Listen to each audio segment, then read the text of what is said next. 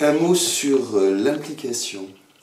Nous avons parlé dans une précédente vidéo de la question de la motivation et il faut la distinguer de l'implication. La motivation, c'est ce qui nous pousse à agir. L'implication, c'est l'engagement qui est le nôtre dans une activité.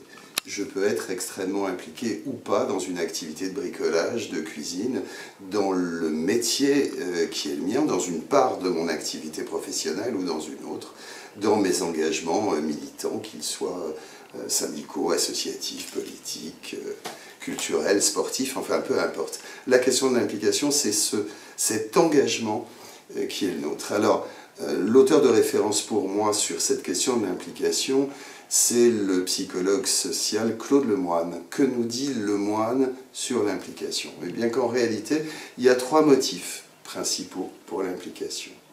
Je m'implique dans une activité parce que je lui donne du sens.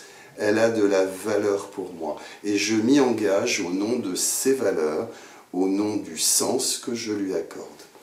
Deuxième élément, deuxième clé de l'implication, c'est la dimension affective, la dimension émotionnelle.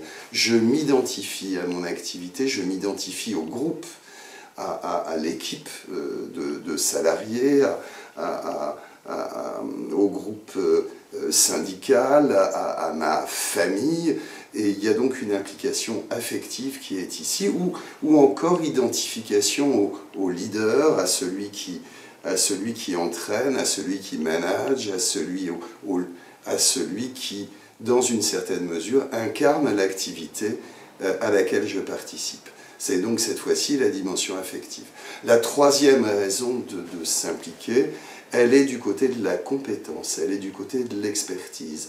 Je veux être le plus compétent possible, je veux aller le plus loin possible, je veux faire bien, et donc je m'implique pour faire le mieux possible et gagner en compétence et en expertise. Trois motifs, trois raisons de s'impliquer. La question du sens d'un côté, la dimension affective ensuite, la dimension de l'action, de la compétence et de l'expertise enfin. Ça a à voir très certainement avec les trois dimensions de l'attitude qui sont les dimensions cognitives, affectives et connatives dont on a parlé à un autre moment. Trois dimensions qui peuvent être présentes toutes les trois dans l'activité, mais un tel individu peut avoir la focale exclusivement sur la question du sens et s'impliquer pour ces raisons-là.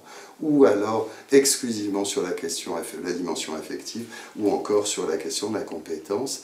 Nous sommes différents les uns et les autres, nous nous impliquons pour des raisons différentes. Nous pouvons aussi, évidemment, nous impliquer dans une activité auquel on donne du sens, dans une autre pour des raisons affectives, et dans une troisième pour des raisons d'expertise et de compétence. Tout ça n'est évidemment pas contradictoire et peut aussi intervenir à des âges différents de la vie pour un même individu.